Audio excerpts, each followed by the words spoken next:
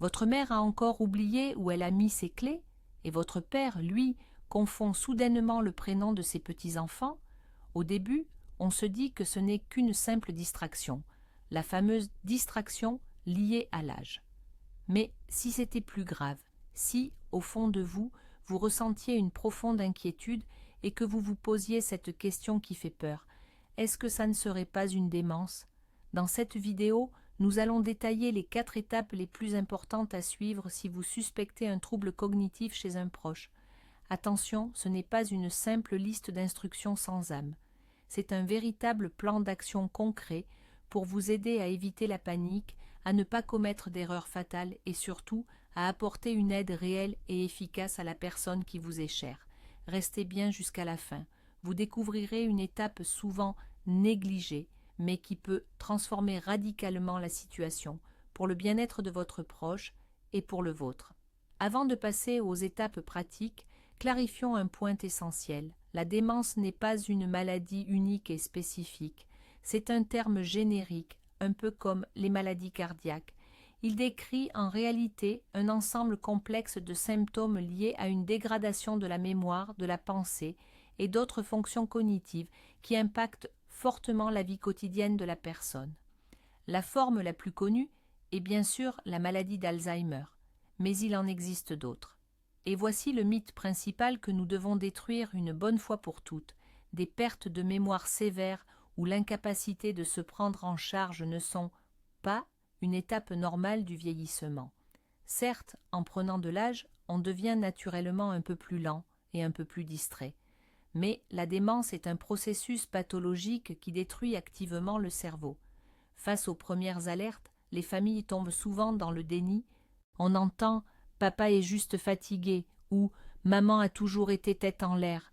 Cette peur et ce déni sont nos pires ennemis. Ils nous font perdre un temps précieux qui pourrait être utilisé pour établir un diagnostic clair et apporter l'aide nécessaire. Alors, voici notre première étape cruciale, l'observation et la documentation. Et croyez-moi, c'est beaucoup plus important que de simplement noter quelques bizarreries. Votre mission est de devenir un observateur neutre, un véritable enquêteur. Pourquoi ? Parce qu'une fois chez le médecin, votre proche risque de dire par politesse, par peur ou même par oubli que tout va bien. Seules vos observations spécifiques et notées seront la clé qui ouvrira au docteur la véritable image de la situation. Pour cela, vous devez tenir un journal de bord dédié, un cahier ou même utiliser l'application Notes de votre téléphone. Dans ce carnet, attention, vous ne noterez pas vos émotions ni vos suppositions, mais uniquement les faits bruts. Par exemple, 20 mai, ce matin maman a demandé 3 fois de suite quel jour nous étions. Elle n'a pas réussi à payer sa facture EDF en ligne alors qu'elle le faisait très bien depuis des années. Le soir, elle a accusé la voisine d'avoir volé ses chaussons. Ce type de note, accumulée sur plusieurs semaines, aura une valeur inestimable pour le spécialiste.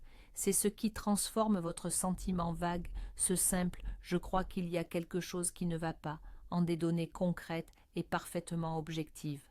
Passons aux choses sérieuses. Sur quoi faut-il vraiment se concentrer? Commençons par le plus évident, la mémoire. Mais attention, il y a une nuance cruciale. Oublier où on a laissé ses clés et les retrouver 5 minutes après, ça, c'est tout à fait normal. Ça peut arriver à n'importe qui. Ce qui doit vous alerter, en revanche, c'est l'oubli systématique des événements récents.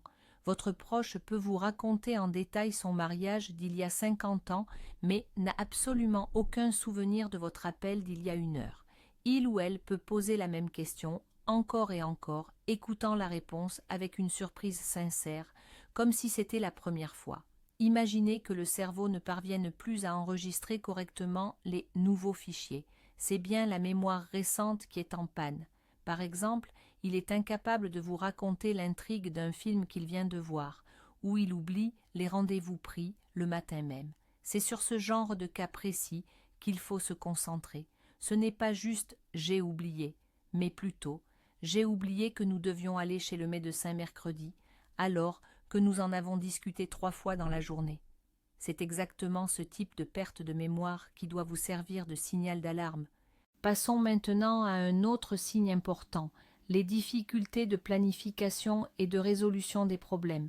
C'est un symptôme très sournois, car on a tendance à facilement le mettre sur le compte de la fatigue ou d'un simple manque d'attention. Je parle ici de tâches que la personne faisait sans aucune difficulté auparavant. L'exemple classique, c'est la préparation d'un plat qu'elle connaît par cœur. Soudain, elle ne se souvient plus de la séquence des étapes, mélange les ingrédients, ou, pire, elle laisse tout tomber au milieu, car elle est complètement déboussolée. Un autre indicateur très fort, la gestion de l'argent.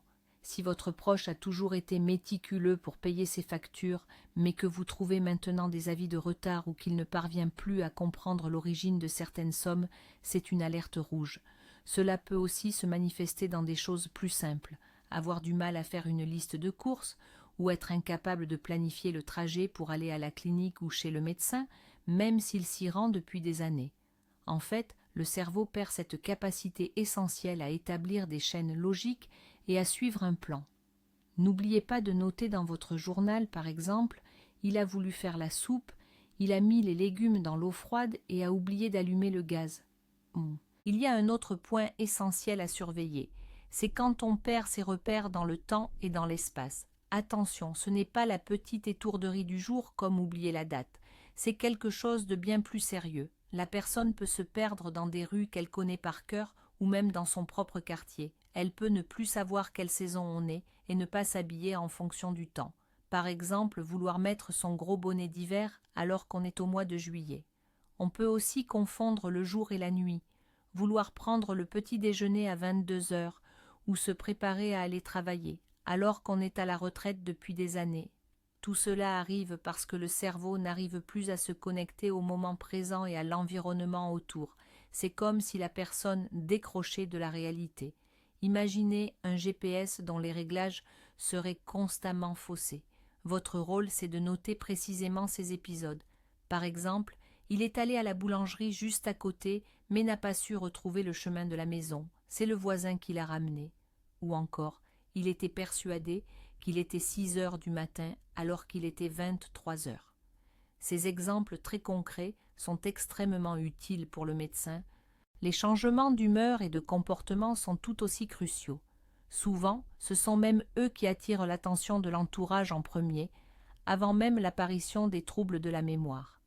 Une personne qui a toujours été l'âme de la fête ou très sociable peut devenir subitement renfermée, apathique, voire indifférente à tout ce qui lui plaisait auparavant.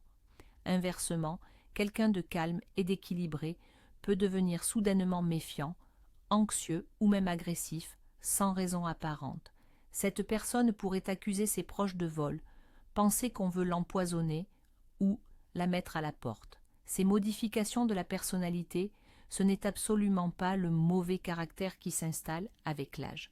Il peut s'agir d'une conséquence directe de changements organiques au niveau du cerveau. Par exemple, une atteinte des lobes frontaux peut entraîner une désinhibition. La personne se met à dire des choses inappropriées ou à avoir un comportement provocateur.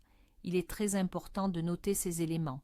Par exemple, il a crié sans raison sur son petit-fils alors qu'il l'adore d'habitude. Ou bien, elle cache maintenant son argent dans les livres, disant que nous voulons la voler. Ce ne sont pas des caprices, ce sont des symptômes. Pour conclure cette première étape, récapitulons ensemble comment bien tenir ce journal d'observation. Votre objectif est de créer un document objectif, un véritable outil, et non une simple liste de plaintes ou de doléances. Pour chaque entrée, utilisez une structure simple, la date et l'heure exacte, une brève description de la situation, l'action ou la phrase précise de votre proche, et enfin sa réaction immédiate après. Prenons un exemple. Le 22 mai à 16 heures, nous regardions l'album de famille. Il n'a pas reconnu sa propre sœur sur une photo, la prenant pour notre voisine. Lorsque j'ai tenté de le corriger, il s'est fâché et m'a dit que c'était moi qui mélangeais tout. Évitez absolument les jugements de valeur ou les opinions subjectives du type « il a été horrible » ou « ce fut un cauchemar ». Tenez-vous-en uniquement aux faits. Pourquoi cette rigueur est-elle si importante? D'abord, vous allez commencer vous-même à discerner des schémas ou une certaine régularité, au lieu de simples incidents isolés. Ensuite, ce carnet de bord est un cadeau inestimable pour le médecin. Il permet aux spécialistes, lors d'une consultation qui ne dure parfois que 15 minutes, d'obtenir des informations qu'il lui faudrait autrement des mois à recueillir. Ce journal d'observation est votre principal instrument lors de cette phase initiale. Ne le négligez sous aucun prétexte. Passons maintenant à la deuxième étape, peut-être la plus éprouvante sur le plan émotionnel, la conversation délicate. Vous avez accumulé vos observations et vos inquiétudes se sont confirmées. Le défi, c'est maintenant de convaincre votre proche de consulter un médecin. Or, le principal risque ici est de provoquer une réaction de défense, de la vexation, voire un rejet total. Les gens, et c'est particulièrement vrai pour nos aînés, ont peur des médecins. Ils craignent un diagnostic lourd, ou de passer pour des faibles, voire d'être jugés comme séniles ou fous. Une approche frontale du type « Maman, tu as des troubles de mémoire, on doit aller voir un gériatre » est quasiment vouée à l'échec. Cela sera perçu comme une accusation et ne suscitera que de l'agressivité et du déni. Votre rôle est d'aborder cette discussion avec le maximum d'amour, de patience, mais aussi de tact. Vous ne devez pas être un accusateur, mais un allié, quelqu'un qui se soucie et qui veut t'aider. Cette conversation doit être minutieusement planifiée. Ne l'engagez surtout pas spontanément au milieu d'une dispute ou quand l'humeur est mauvaise. Pour réussir, il faut avant tout choisir le bon moment et le bon endroit. N'abordez jamais ce sujet à la hâte, en présence d'autres personnes ou quand vous êtes tous les deux fatigués et irrités. Privilégiez un moment de calme absolu où personne ne pourra vous déranger. Par exemple, autour d'une bonne tasse de thé dans la cuisine, un jour de repos. L'atmosphère doit être la plus confortable et la plus sécurisante possible pour votre proche. Asseyez-vous côte à côte plutôt que face à face afin d'éviter toute impression de confrontation. Prenez-le par la main, établissez un contact visuel. Votre langage non verbal doit exprimer la bienveillance et le soutien et non la pression. Idéalement, cette discussion devrait être initiée par le membre de la famille en qui la personne a le plus confiance. Si la mère a des relations tendues avec sa fille, mais qu'elle adore son fils, c'est au fils de mener cette conversation. Préparer la bonne atmosphère, c'est déjà la moitié du chemin parcouru vers le succès. Surtout, ne vous précipitez pas. Laissez le moment mûrir naturellement. Comment aborder le sujet? Il y a une règle d'or à suivre. Utilisez le message ange. Parlez de vos propres sentiments et inquiétudes, et non pas de ses erreurs ou de ses défauts. Au lieu de dire « tu oublies tout le temps et tu confonds tout », dites plutôt « Maman, ces derniers temps, je me fais beaucoup de soucis pour toi. J'ai remarqué que tu as plus de mal à gérer certaines choses et je m'inquiète sincèrement pour ta santé. » Basez-vous sur des faits précis et neutres, sans nécessairement évoquer les choses les plus effrayantes. Par exemple, tu te rappelles la semaine dernière quand tu avais cette forte migraine? Et je vois aussi que tu ne dors pas très bien. Je m'inquiète que cela puisse être lié à la tension ou à la circulation sanguine. Peut-être qu'on pourrait aller chez le médecin, juste faire un bilan, ne serait-ce que pour me rassurer. Ainsi, vous déplacez l'attention des problèmes de mémoire, qui sont effrayants, vers des aspects plus concrets et mais socialement acceptables. La tension, la circulation, le bien-être général. Votre objectif n'est pas de poser un diagnostic au beau milieu de la conversation, mais simplement d'obtenir un accord pour une visite médicale. Attendez-vous à une certaine résistance. La réaction la plus fréquente, c'est le déni, souvent exprimé ainsi « je vais très bien, arrête tes bêtises » ou encore « c'est toi qui devrais consulter ». Surtout, ne rentrez pas dans la confrontation à ce moment-là. N'essayez pas de prouver que vous avez raison ou de lui brandir vos notes. Cela ne ferait qu'envenimer les choses. Votre tactique, c'est l'accord bienveillant et la persévérance. Dites-lui par exemple « Oui, je sais bien que tu te sens en pleine forme et j'en suis ravie.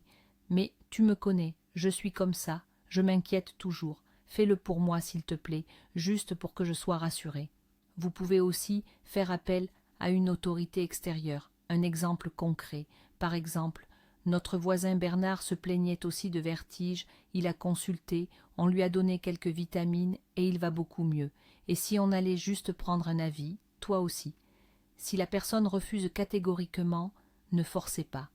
Mettez la conversation de côté et revenez-y quelques jours plus tard en abordant la question sous un autre angle. Il faut parfois s'y prendre à plusieurs reprises. Votre patience est, dans ce jeu, votre atout principal, bon, c'est un point réglé. La troisième étape, c'est de consulter un professionnel de santé. Et là, une grande question se pose. Vers quel médecin se tourner exactement? Beaucoup de gens se sentent un peu perdus et ne savent pas par où commencer. Le premier pas, le plus simple et le plus logique, c'est de rendre visite à votre médecin traitant, votre généraliste habituel. Pourquoi? Premièrement, c'est l'option la moins angoissante pour vous. Dire « je vais voir mon docteur » sonne beaucoup moins intimidant que de dire « je dois aller chez le psychiatre » ou chez le neurologue. Deuxièmement, un bon généraliste est capable de faire un premier bilan très complet et, ce qui est crucial, de vous prescrire des analyses de sang. C'est indispensable pour éliminer d'autres causes possibles à ces troubles cognitifs. Parfois, des symptômes qui ressemblent fortement à de la démence peuvent être provoqués par des états tout à fait réversibles et faciles à soigner. Votre médecin traitant, c'est un peu votre chef d'orchestre dans le système de santé. C'est lui qui vous orientera vers le spécialiste adéquat si cela s'avère nécessaire. N'essayez pas de forcer la porte d'un spécialiste tout de suite. Commencez par la base, c'est le chemin le plus sûr. Après avoir consulté votre médecin traitant, on vous dirigera probablement vers un neurologue ou un psychiatre. Surtout, ne prenez pas peur du terme psychiatre. Quand on parle de démence, ce sont justement ces professionnels qui possèdent la meilleure expertise. Le neurologue s'occupe plutôt des problèmes structurels du cerveau, comme les séquelles d'un AVC. Le psychiatre ou même le psychothérapeute a une meilleure compréhension des troubles cognitifs et des changements de comportement. Idéalement, il faudrait consulter un gériatre ou un gérontopsychiatre, des médecins spécialisés dans les problèmes des personnes âgées. Malheureusement, ces spécialistes sont rares. Pour choisir le bon praticien, basez-vous sur les retours d'expérience en insistant sur ceux qui ont de l'expérience avec les troubles cognitifs. Et, c'est très important, ne venez pas seul au rendez-vous, faites-vous accompagner d'un proche. Vous serez à la fois son soutien et surtout, vous apporterez les informations objectives et précises que vous avez notées dans votre journal d'observation. Préparer la consultation médicale, c'est une étape absolument cruciale. Il ne suffit pas d'arriver au cabinet et d'espérer que le médecin devinera tout d'un coup. Vous devez vous présenter bien préparé.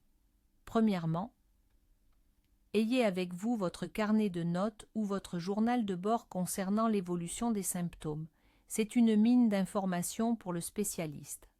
Deuxièmement, établissez une liste exhaustive de tous les traitements, qu'il s'agisse de médicaments prescrits, de vitamines ou de compléments alimentaires, en précisant bien les posologies. N'oubliez pas que certains traitements peuvent avoir des effets indésirables qui impactent directement les fonctions cognitives. Troisièmement, préparez et notez vos questions à l'avance. Le stress de la consultation ou l'environnement du cabinet médical peuvent vous faire oublier l'essentiel.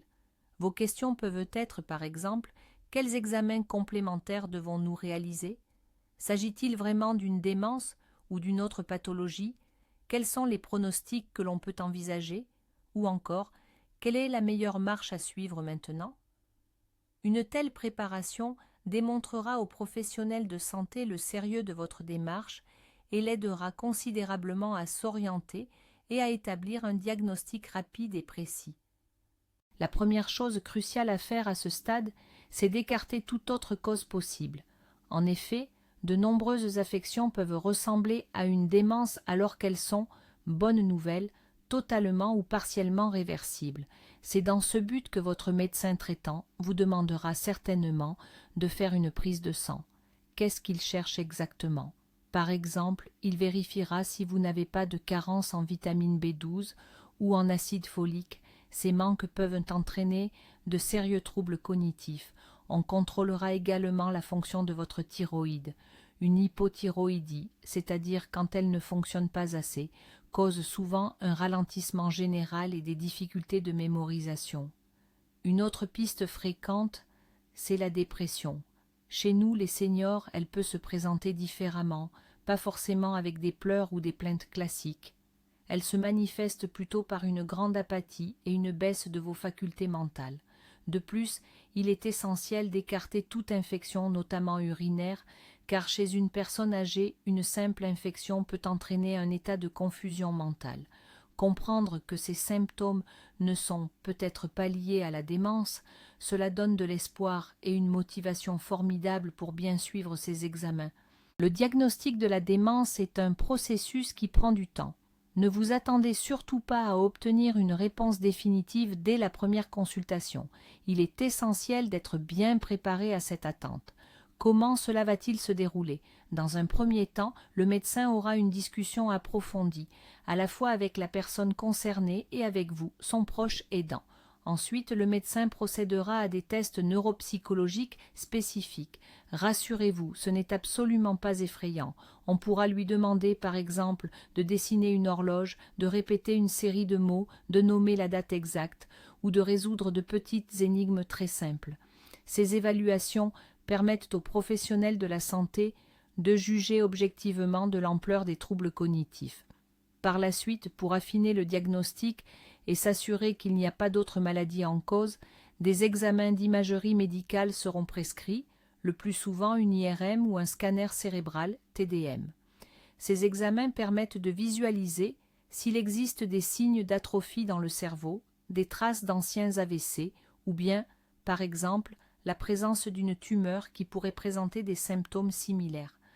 L'ensemble de ce parcours de diagnostic exige beaucoup de patience de votre part. Surtout, ne précipitez pas les médecins et ne cédez pas à la panique. Une évaluation précise et rigoureuse est la clé pour garantir la mise en place du traitement le mieux adapté et définir la meilleure stratégie d'accompagnement. Nous voilà au 4e pas. Le diagnostic est tombé. Et maintenant, que faire? Le premier sentiment ressenti par les proches est souvent le choc, le désespoir et une grande peur de l'avenir. C'est humain, c'est normal. Accordez-vous le temps de traverser ces émotions, mais ne vous y enfermez surtout pas. Il est crucial de comprendre ceci. La confirmation du diagnostic n'est pas une fin. C'est le début d'une nouvelle phase, complexe bien sûr, mais qui reste gérable et maîtrisable. Désormais, vous avez une certitude. Vous connaissez l'adversaire en face. C'est toujours préférable à l'incertitude et au doute permanent. À partir de cet instant, votre mission principale est de passer du mode panique au mode planification. Vous devez mettre en place un système de soutien et d'aide structuré qui permettra à la fois de garantir la meilleure qualité de vie possible pour votre proche et de préserver vos propres ressources. Cette étape demande du pragmatisme, une grande lucidité et la capacité d'accepter des choix difficiles. Et plus vous commencez tôt, mieux ce sera. La première chose à laquelle il faut penser, ce sont les aspects légaux et financiers. Aussi cynique que cela puisse paraître, il est crucial d'agir le plus rapidement possible tant que votre proche est encore en pleine possession de ses moyens ou conserve sa capacité juridique et peut prendre des décisions éclairées. Qu'est-ce que cela implique concrètement? Premièrement, la mise en place d'un mandat de protection future ou d'une procuration générale pour la gestion du patrimoine et la représentation de ses intérêts. Deuxièmement, discuter et éventuellement rédiger ou mettre à jour un testament. Il est également essentiel de régler en amont les questions d'accès aux comptes bancaires. C'est ce qui vous permettra, plus tard, de régler facilement les frais de traitement, les soins et l'accompagnement. C'est un sujet très délicat et il faut l'aborder avec le plus grand tact. Vous pouvez dire par exemple « Papa, on n'est pas éternel. Mettons tous nos papiers en ordre, juste au cas où, pour éviter les complications inutiles plus tard. » Reporter ces démarches peut avoir des conséquences désastreuses. Si la personne perd sa capacité de discernement et ne peut plus rien signer, vous serez alors obligé de saisir le juge. Cette procédure est longue, coûteuse et souvent humiliante pour toutes les parties concernées. Passons maintenant à la création d'un environnement sécurisé à domicile.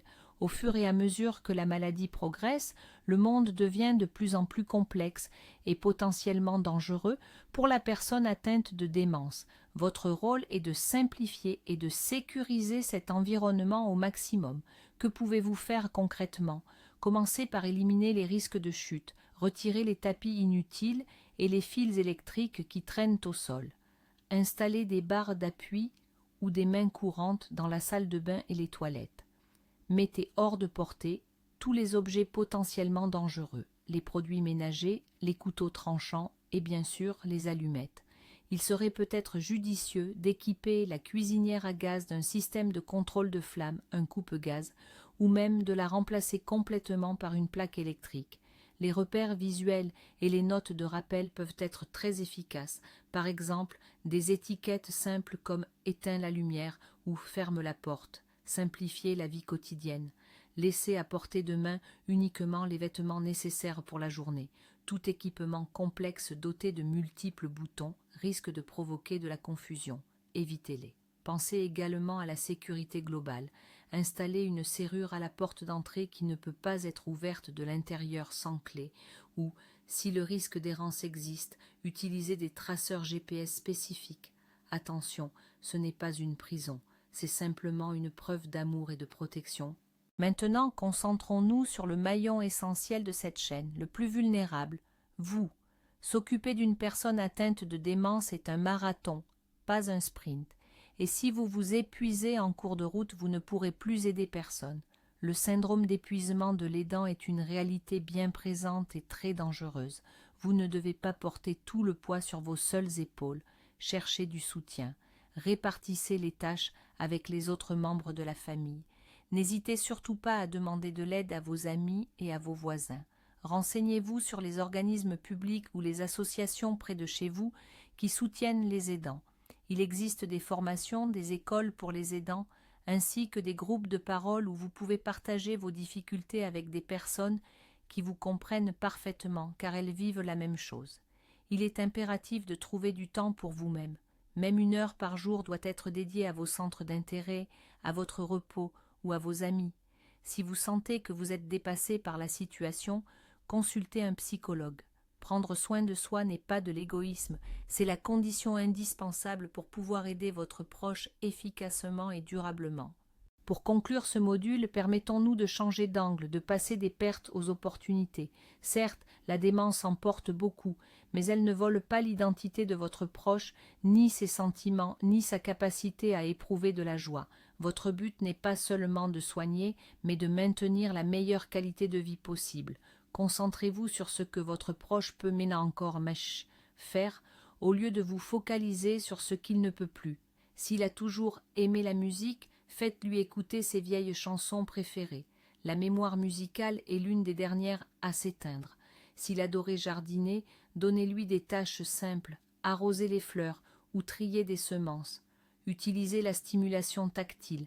Proposez-lui un plaid douillet, une pelote de laine ou tout autre objet agréable au toucher. Regardez ensemble de vieilles photos, car cela stimule la mémoire ancienne. Parlez-lui, même si vous doutez qu'il vous comprenne. Votre voix et votre toucher sont son lien avec la réalité, ce qui lui procure un sentiment d'amour et de sécurité. Rappelez-vous toujours que c'est la même personne, votre être cher, et qu'elle a simplement besoin de votre aide maintenant plus que jamais. Alors, faisons le point. Nous avons abordé 4 étapes cruciales. La première, c'est observer et tenir un journal pour bien rassembler tous les faits. La deuxième, préparer et mener une conversation délicate afin de convaincre la personne de chercher de l'aide. La troisième, effectuer un diagnostic complet auprès de spécialistes pour obtenir un diagnostic précis. Et la quatrième, la plus longue, commencer à planifier l'avenir en créant un environnement sûr et surtout en prenant soin de vous.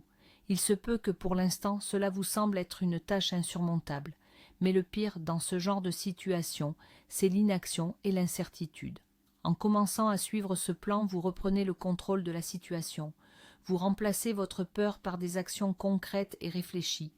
Vous passez du statut de victime passive des circonstances à celui d'aidant actif et bienveillant pour votre proche. Et cela change tout. Merci beaucoup d'avoir regardé cette vidéo essentielle jusqu'à la fin. Si elle vous a été utile, n'hésitez pas à mettre un j'aime et à vous abonner à notre chaîne pour ne rater aucun de nos autres contenus importants. Maintenant, j'aimerais vous poser une question. Avez-vous déjà été confronté à une situation similaire dans votre famille? Partagez votre expérience dans les commentaires. Votre témoignage pourrait bien aider d'autres personnes à se sentir moins seules face à cette épreuve.